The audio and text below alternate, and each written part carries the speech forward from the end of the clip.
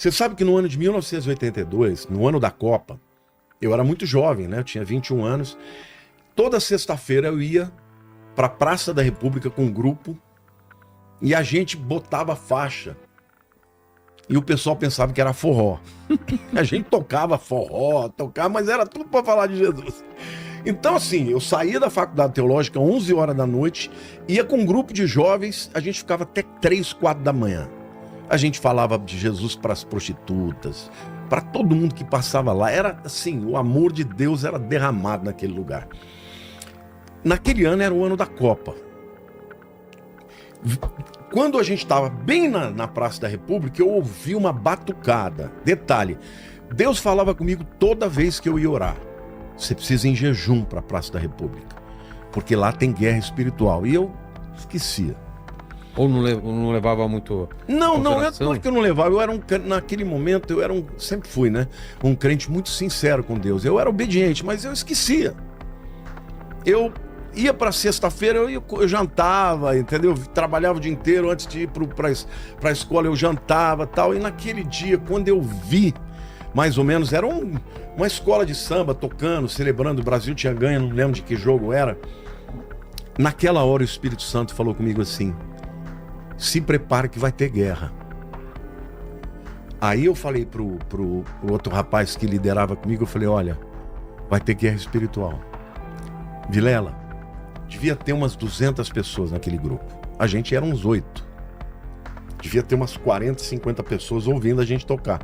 Eles nos cercaram inteiro. E os demônios começaram a cair. Começaram a ficar endemoniados. Vinham arrastando que nem cobra. Naquela hora, meu irmão, uma pessoa chegou diante de mim e voou para cima do meu pescoço. Quando ele ia tocar em mim, eu falei: em nome de Jesus, não me toca. Aí ele ficou aqui, rosnando e querendo me esganar sem poder tocar. E rosnando e vai, não sei o que lá. E ele virou para mim com uma voz assim, bem sarcástica, dizendo: quem é você para me impedir? Você acha que eu não sei que você não está em jejum? Cara, olha... Ele falou: eu sou sabe? legião. Eu sou o chefe desses demônios todos. E todos os 8 que a gente estava ali orando pelas pessoas que estavam endemoniadas. Ele falou: eu sou chefe e você não tem autoridade, porque eu sei que você não está em jejum. Na hora eu lembrei do que Jesus tinha me falado. Aí eu orei assim rapidamente, falei: Senhor, me perdoa. Eu não estou em jejum, mas eu não quero que o teu nome seja envergonhado. Me dá autoridade. Aí o Espírito de Deus falou: ore e brade no nome de Jesus. Eu falei: eu não estou em jejum. E já pedi perdão para o meu Senhor. Mas agora não é por meu poder, é pelo poder daquele que era e é e sempre haverá de ser. Jesus, o Rei dos Reis e o Senhor dos Senhores. Você vai se render aqui agora diante dele e diante de todo mundo. Vilela, na mesma hora, o camarada caiu, foi liberto e todos os outros endemoniados ficaram livres. Todos. E naquela hora eu peguei o microfone e já comecei a louvar e falei: olha, vocês acabaram de ver aqui uma guerra entre 2 reinos. Entre o mundo espiritual das trevas e o reino de Deus. Vocês viram como essas pessoas estavam possessas e endemoniadas. E hoje, vocês têm a opção de entregar a vida para Cristo.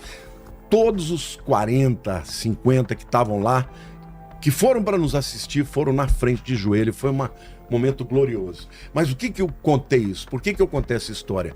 Porque ali era uma casta, igual nessa história do endemoniado gadareno. Então, a guerra espiritual acontece, existem demônios de classes diferentes, mas, por exemplo, um principado não entra numa pessoa. Não? Não.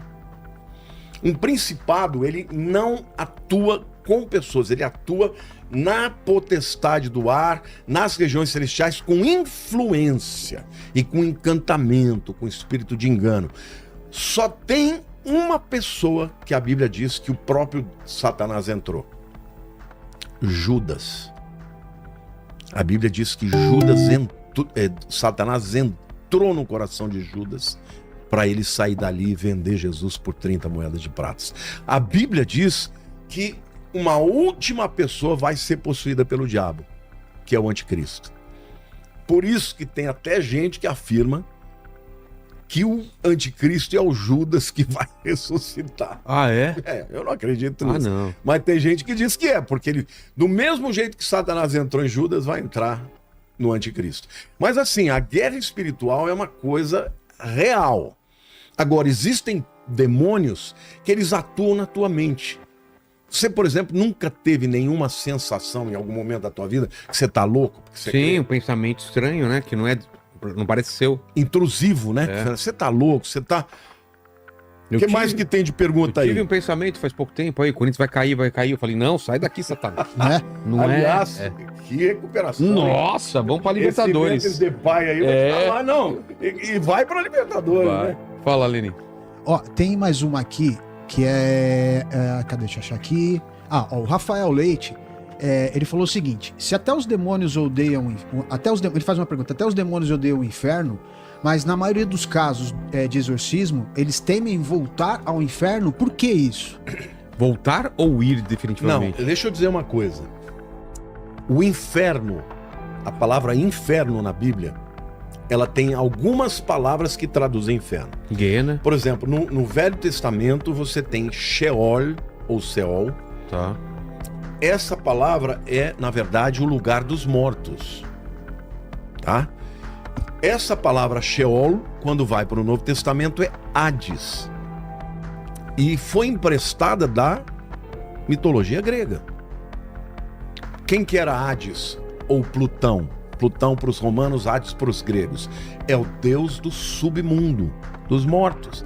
Lembra aquela história do camarada que fica um barco velho, que precisa de uma moeda para entrar? Então, ali é o reino do Hades, dos irmãos, né, que dominaram, né, que mataram o Cronos, o pai. Ficaram, no caso, o Zeus é o deus do Olimpo, né, o Poseidon do mar, né? E o Plutão ou o Hades é o do submundo. A Bíblia foi escrita em grego no Novo Testamento. Então, quando fala do mundo dos mortos, está usando a palavra Hades. Esse lugar não é um lugar dos demônios, esse é o lugar dos mortos. Embora demônios tenham acesso a lá. Só os perdidos que estão lá, tá? Os que vão para o juízo final e que vão para o inferno.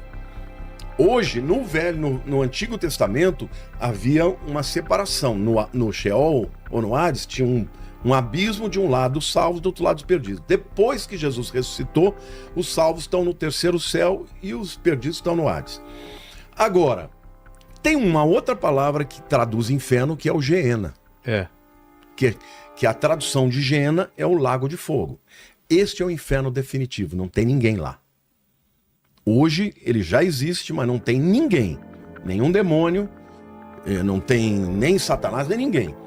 Agora, essa história de que os demônios que não são expulsos querem voltar para lá, isso não está na Bíblia. Na Bíblia, eles não querem ir para lá. Tanto é que os demônios gadarenos falaram, por favor, não nos mande para o abismo antes da hora.